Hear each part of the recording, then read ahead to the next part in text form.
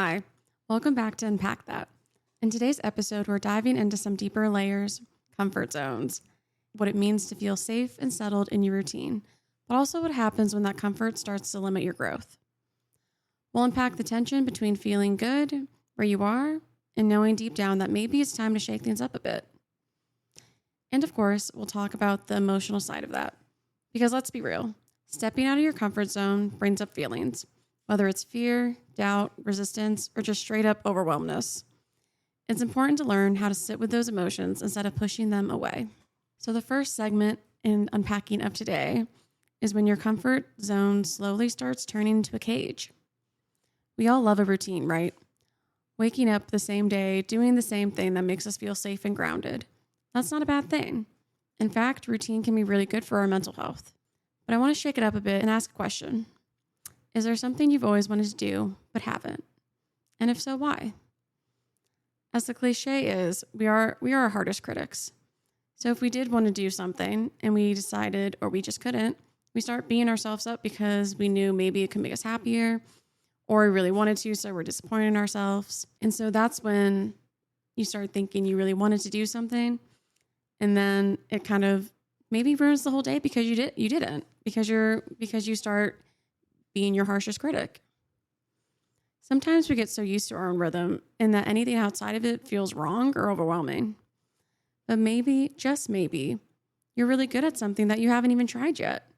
Or there's joy waiting for you in a place that looks unfamiliar right now. And I also want to put this scenario in your mind as well. And it might apply to some people and it might not. If there is something unplanned in your schedule, why does a little disruption throw your whole day off? And no, you're not broken if it does. Or you might think that's a crazy thought or an idea, but someone might feel that way. Because maybe they feel really overwhelmed that they feel like their whole day got ruined.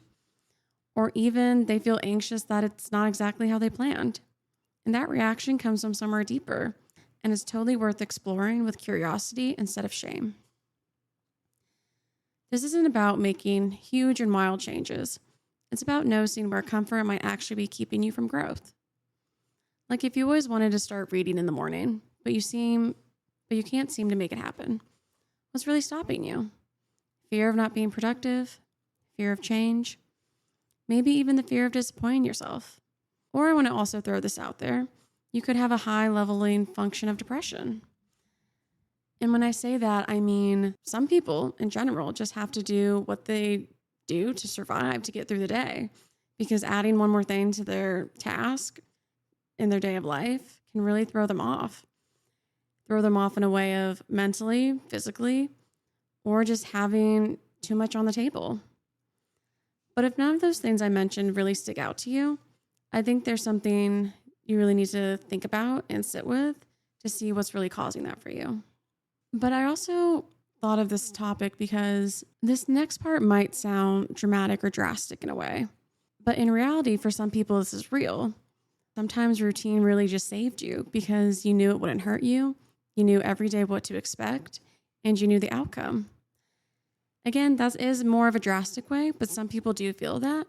And again, that can also align with being depressed also of just keeping the same routine because you knew it worked, which is great.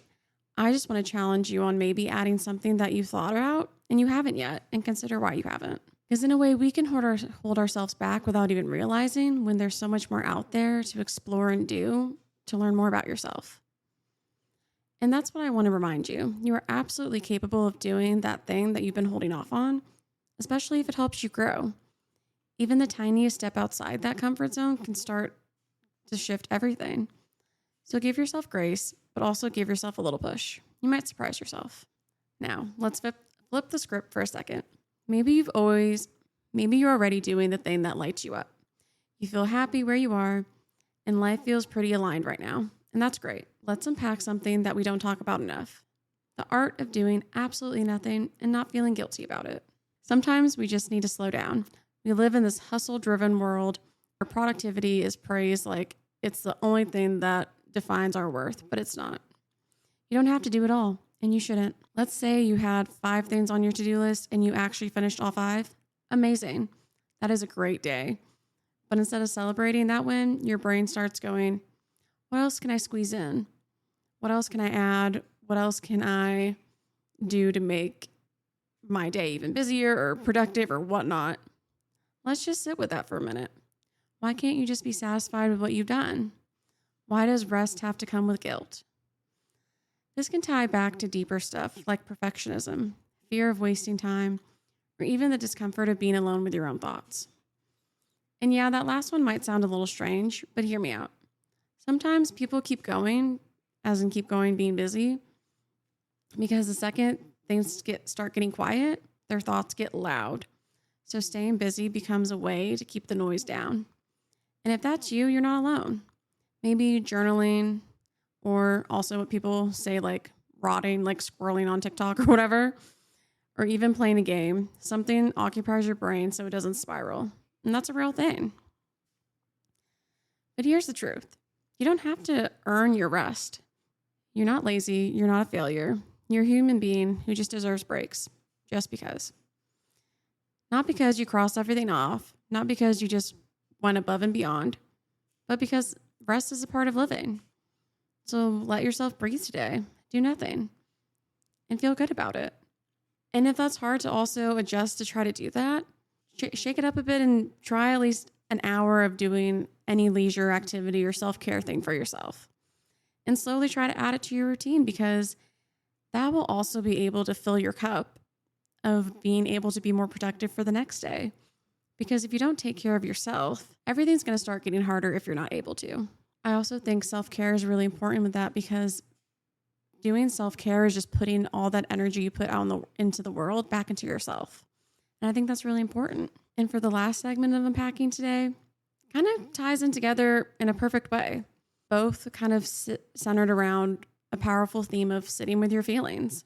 In the first section, we're talking about getting deeper with why can't we do something if we really want to. And in the second section, we're talking about being okay and sitting with where we're at, even though we accomplished everything, and being okay with that.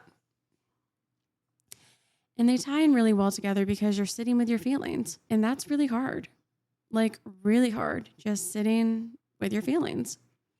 Whether it's not knowing how to slow down your schedule or facing a heavy emotion that catches you off guard, just being with yourself in those moments can be uncomfortable and sometimes scary. Vulnerability isn't easy, and no one prepares you for how it shows up in everyday life. And if you kind of listened to the first episode, you might remember I talked about how healing feels different in the body versus the mind, and how that ties right into that. Let's say someone upsets you. You might tell yourself, I'm fine, I'm over it, and shut down.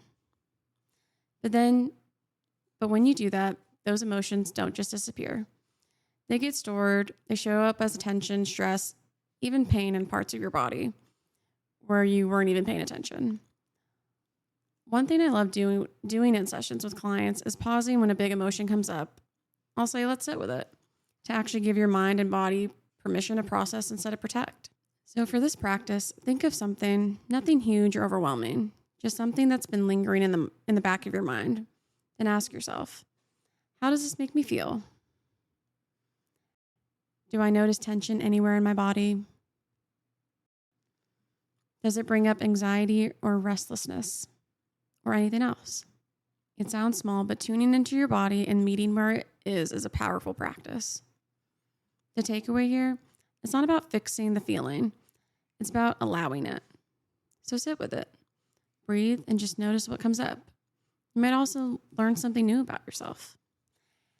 And I think that's the reason why I liked talking about all of this together, because it's all about knowing what's best for you and what's good for your comfort level, or challenging those comfort levels and seeing what really feels right and feels really powerful in yourself in that.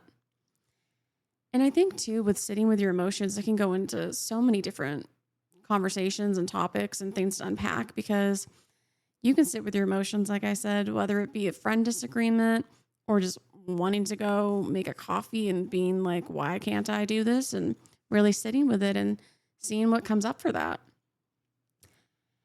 And I think that's the really cool part about sitting with your emotions, even though it's really hard and scary. I kind of came up with this. I don't know. I shouldn't say I came up with it, but I do have this saying of you have to feel it to heal it. And that can be with anything super small to very extreme. So I think you have to feel all the feelings and to process all of that and to heal. And so that's why I really wanted to talk about comfort levels and zones and whatnot, because stepping out of your comfort zone is scary, but it's really kind of cool. Because if I didn't step out of my comfort zone, I wouldn't be doing this, even if I have 1 to maybe, I don't know, 10 listeners or whatnot. But I think it's cool. And even if you are happy and you are able to, and like in the second segment, you cross everything off, just relax and enjoy it because you accomplished everything you wanted in the day. And there's no guilt in that either. And so that's why I really liked having like this as the placeholder. And this is why I really like talking about these topics for today. And I think for the rest of the episode, that's pretty much it. But I think what else I want to unpack, something that's fun, is I'm currently dog sitting and the country club is having a event and it's very annoying. And so I'm processing those emotions because people are being very hectic, but I'm handling it well and the dogs are doing well. And that's kind of what I've been unpacking, is just doing all that. And I think on the side note of that, just processing my own emotions, because there's been a lot. And that's going to kind of be my next episode too, talking about that. And this one was kind of quick and short, but I felt like it was just kind of to the point. And I think I'll probably do more topics about sitting with emotions because I can do a whole thing about that. So yeah, thank you for tuning into this episode, and I'll see you for the next one.